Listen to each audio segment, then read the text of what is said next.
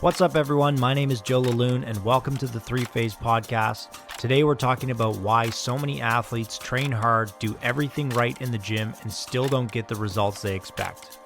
A lot of the time, the issue isn't training, it's fueling. In this episode, we'll unpack how metabolism, food quality, and total energy intake actually affect performance. With no delay, let's dive right into the episode. The Three Phase Podcast is starting now. A lot of athletes believe they're eating normally, and in many cases they are. They might have breakfast before school or work, they grab something for lunch, and they sit down for dinner at the end of the day. From their perspective, that feels like a reasonable routine. And compared to someone who is sedentary, it probably is. The issue begins to show up when you compare that routine with the amount of training stress the body is experiencing. When someone is lifting weights several times per week, practicing their sport, and possibly adding conditioning sessions on top of that, the total workload placed on the body increases dramatically. What often stays the same, however, is the amount of food coming in. The body does not view that mismatch as a small detail. The body views it as an energy problem. One of the easiest ways to understand this is to think about the body like an engine that never turns off. Even when you're sitting still doing absolutely nothing, the engine is still running. Your heart continues to beat every second, your lungs are constantly exchanging oxygen and carbon dioxide, your brain is processing information, and the cells throughout your body are repairing tissue and maintaining the system that keeps you alive. All of those processes require energy, and the amount of energy required just to keep the body functioning is known as your basal metabolic rate. Now imagine that engine suddenly being asked to do much more work. Strength training sessions require the muscle to generate force repeatedly under load. Conditioning sessions require the cardiovascular system to deliver oxygen to working tissue at a much higher rate than normal. Practices require repeated bursts of speed, power, and coordination. Each of those activities represents an additional energy cost on top of the body's baseline needs. Researchers in sports nutrition describe this through the concept of energy availability, which refers to the amount of dietary energy remaining for the body's normal physiological functions after the energy cost of exercise has been accounted for. To put that into practical terms, imagine an athlete eats 3,000 calories in a day but burns roughly 1,000 calories through training and activity. What that means is that the body only has about 2,000 calories left to run everything else that has happened inside the system. Those internal processes do not slow down just because someone trained that day. Hormones still need to be produced. Muscle tissue still need to repair itself. The immune system still needs to function properly. The nervous system still needs to recover so that an athlete can perform again the next day. When energy availability drops too low, the body begins operating under stress because it does not have enough fuel to support all of those processes at the same time. This is where many athletes get stuck without realizing it. They increase the amount of work they are doing in the gym and on the field, but they never increase the amount of fuel entering the system. Over time, the body begins trying to manage that gap, and it does so by making compromises about how energy gets used. Understanding this helps clarify another point that athletes often misunderstand about training itself. Training does not directly build muscle or improve performance on its own. What training really does is create a signal that tells the body a higher level of performance is required. When someone lifts weights, microscopic damage occurs in the muscle fibers. When someone performs high-intensity conditioning work, the body burns through stored carbohydrate inside the muscle known as glycogen. When someone practices their sport, connective tissue, the nervous system, and the cardiovascular system all experience stress. That stress is what tells the body it needs to adapt. The actual adaptation happens later, during the recovery process that follows training. Muscle tissue needs amino acids from dietary protein in order to rebuild and strengthen itself. Glycogen stores inside the muscle need to be replenished through carbohydrate intake so the muscles have fuel for the next training session. Hormones that regulate recovery and tissue repair must be produced in appropriate amounts. Every one of those processes requires energy. When the body does not have enough energy available, the signal to improve is still there, but the resources required to respond to that signal are limited. The athlete may continue to train consistently and push themselves harder, but the body cannot fully carry out the adaptation that training is trying to stimulate. This is the reason that underfueling can be so deceptive. It rarely shows up as a dramatic crash at the beginning. Instead, it quietly limits process over time. Strength improvements slow down. Body composition changes stall. Recovery between sessions feels slower. Athletes sometimes notice they feel more fatigued during practice or competitions, even though they're putting in more effort than ever.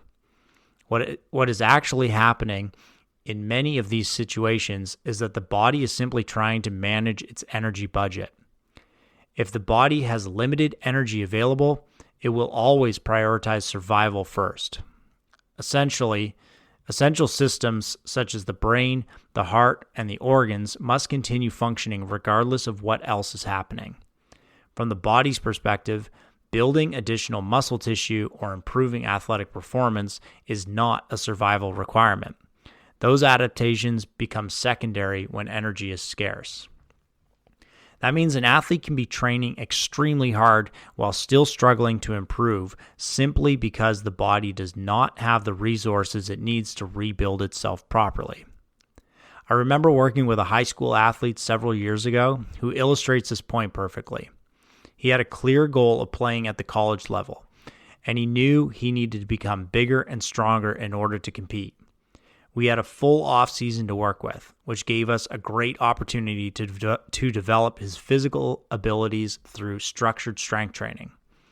Before making any major adjustments in the gym, we decided to take a closer look at his nutrition. We asked him to record everything he ate over several days so we could compare his intake with the amount of training he was doing. What we discovered was eye-opening for both of us.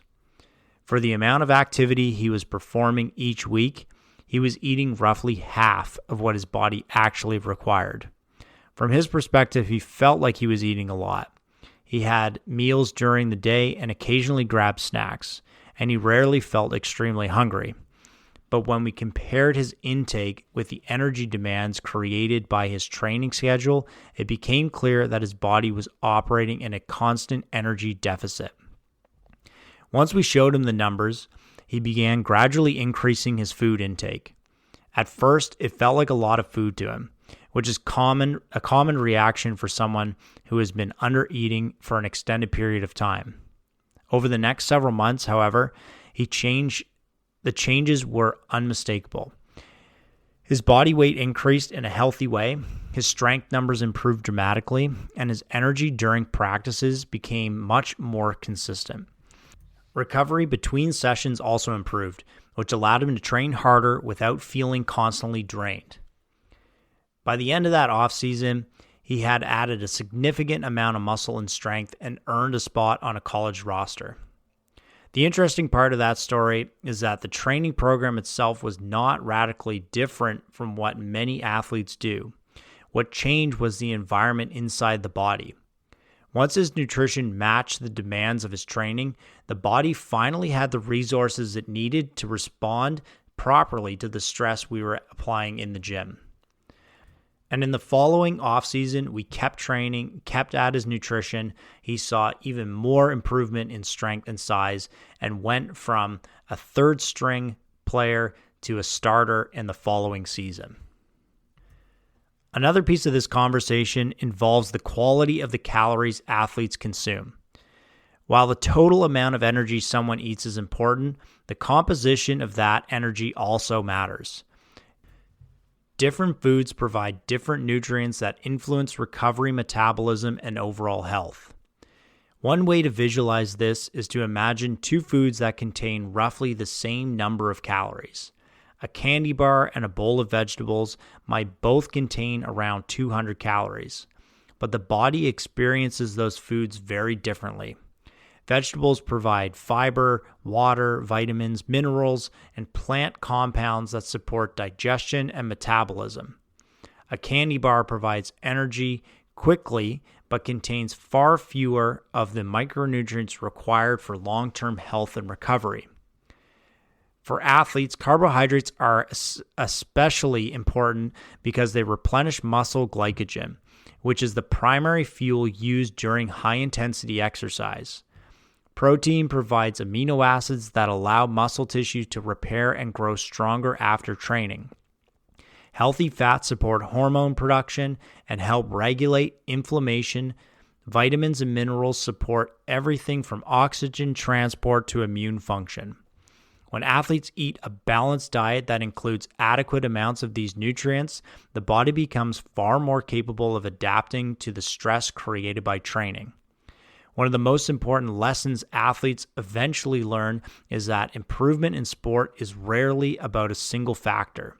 Training, recovery, sleep, and nutrition all interact with one another.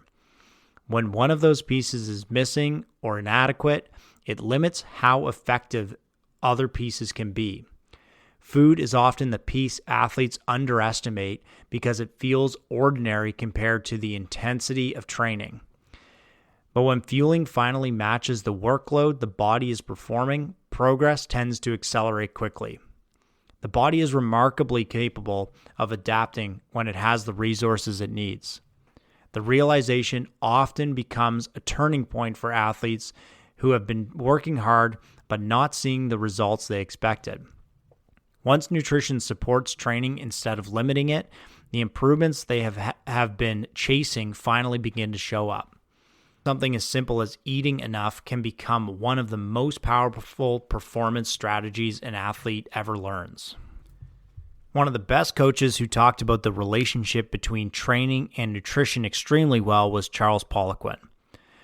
Poliquin spent decades working with Olympic and professional athletes, and one of the things he emphasized repeatedly was that many athletes train extremely hard but fail to build the physical qualities they want because they never give the body the materials required to rebuild itself. In his work on strength training and nutrition, he often pointed out that the body cannot manufacture muscle out of thin air. If an athlete wants to build muscle tissue, the raw materials have to be present in the diet first. One way to understand that idea is to imagine trying to build a house without enough lumber on the job site. The construction crew might show up every morning and work incredibly hard. They might spend hours measuring, hammering, and organizing tools, but if the lumber truck only delivers half the wood required for the project, the crew can only build half the structure. The effort is there, but the materials are not. The body works in a very similar way. Training is the construction crew showing up to work. Nutrition is the truck delivery and materials needed to actually build something. When those materials are insufficient, the body simply cannot complete the job. Poliquin also used to explain nutrition through the idea of metabolic efficiency, which refers to how effectively the body can turn food into usable energy and tissue repair. Athletes who consistently undereat or eat poor quality food often end up with systems that struggle to recover from heavy training. It's not that they lack discipline or motivation. In many cases, their physiology is simply operating under conditions that make adaptation difficult. Another analogy that helps illustrate this is to think about training like sending a message to the body. Every workout sends a signal that says something along the lines of, we need to become stronger, or we need to become faster, or we need to become more powerful. That signal travels through the nervous system and begins triggering a series of biological processes that lead to adaptation. But that signal by itself is not enough. The body still needs the ingredients required to carry out those changes. Protein provides amino acids that allow muscle fibers to rebuild. Carbohydrates restore glycogen levels so muscles have fuel for the next session.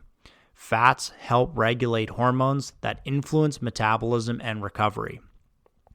If those ingredients are not available in sufficient amounts, the signal from training cannot be fully translated into physical improvements. Poliquin used to explain this in a very simple way to athletes by saying that food is not just energy, it is information. The types of nutrients you consume tell the body what resources are available and what process can take place. When the body consistently receives high-quality nutrients in appropriate amounts, it becomes far more capable of responding to training stress. The idea also connects to something many athletes notice once they begin eating enough to support their training. Energy levels begin to stabilize throughout the day. Training sessions feel more productive. Recovery between sessions becomes faster. These changes are not mysterious. They are simply the result of the body finally having access to the resources it needs to operate efficiently. Another analogy Poliquin sometimes used when speaking about carbohydrate intake helps explain why glycogen restoration matters so much for performance. Imagine your muscle as a series of rechargeable batteries. Every time you perform high-intensity exercise, you are draining those batteries. If you recharge them properly between sessions, they are ready to deliver full power the next time you train. If you fail to recharge them adequately, each session begins with partially depleted batteries. Eventually, the athlete begins to feel like every workout requires more effort just to produce the same result. This is often when athletes say things like they feel flat, or they cannot generate the same explosiveness they had earlier in the season. In many cases, the underlying issue is not the training program at all. The issue is that the muscles never fully restored their energy reserves between sessions. Once athletes begin fueling correctly, those batteries start each session closer to full capacity. What makes this conversation especially important is that the body adapts remarkably well when the environment supports it. If an athlete trains hard, sleeps well, and provides the body with sufficient nutrients, improvements tend to occur almost automatically. Strength increases, power improves, recovery becomes faster. The athlete feels that their training is finally producing the result they expected. In that case, proper fueling is not just about eating more food. It's about creating an internal environment where training stress can actually produce the adaptation it is meant to create. That idea sits at the center of high-level performance training. Training creates the demand. Nutrition provides the resources. Recovery allows the body to rebuild. When those pieces work together, the body becomes stronger and more resilient over time. And when athletes finally understand that relationship, they begin to see food very differently. It stops being something that simply fills hunger and starts becoming one of the most powerful tools they have to support performance. As you start looking at performance through that lens, the relationship between training and nutrition begins to make much more sense. Training places a demand on the body. That demand might be strength, power, endurance, speed, or resilience depending on the sport and the type of work being done, but the body can only answer the demand if resources required for adaptation are actually present. Food is where those resources come from. When athletes underfuel their training, the body is forced into a situation where it has to make compensations. Essential systems that keep the body alive always take priority. Your heart continues beating, your brain continues functioning, and the organs that keep you alive continue doing their job. What gets pushed further down the priority list are the things athletes care most about, like building muscle, recovering faster, and improving performance. Once athletes understand that reality, the entire conversation around nutrition begins to shift. Instead of thinking about food only in terms of body weight or calories, they begin to see it as part of the training process itself. Every meal becomes an opportunity to provide the body with the materials it needs to repair tissue, replenish energy stores, and prepare for the next session. When that shift happens, something interesting usually follows. Athletes start feeling better during their training session, their strength numbers begin moving again, recovery between sessions becomes more predictable, practices that once felt exhausting suddenly feel manageable. The athlete hasn't necessarily changed the training program at all. What changed is the internal environment the body is operating in. Once the body has the fuel it needs, it becomes much better at doing the job it was designed to do. That's why this topic matters so much, especially for athletes who feel like they're working incredibly hard but not seeing the results they expected. In many cases, the missing piece is not another training method or another hour in the gym. The missing piece is simply making sure the body has enough fuel to support the workload being placed on it. Training creates a signal, nutrition provides the materials, recovery allows the body to rebuild. When those pieces work together, improvement becomes far more consistent and far more predictable. And sometimes the biggest breakthrough on athlete experiences doesn't come from changing how hard they train. It comes from finally giving the body what it needs to respond to that training in the first place. Thanks for listening to the Three Phase Podcast. If you found this episode helpful and you know another athlete who might benefit from understanding how nutrition and training work together, feel free to share the episode with them. Conversations like this are often the starting point for athletes realizing that the work they are already doing can produce much better results once the body is properly supported. I appreciate you taking the time to listen, and I'll see you on the next episode.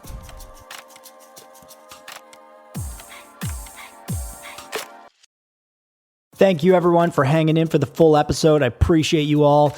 Quick reminder about the brands that make this podcast possible and the offers that you can take advantage of. These are products I use daily and they help me perform at my best, recover faster, and stay on top of my game. Coaches, you know how hard it is to juggle clients' programs, progress tracking, and communicate. I've been there too. After years of grinding it out, I finally found Trainerize.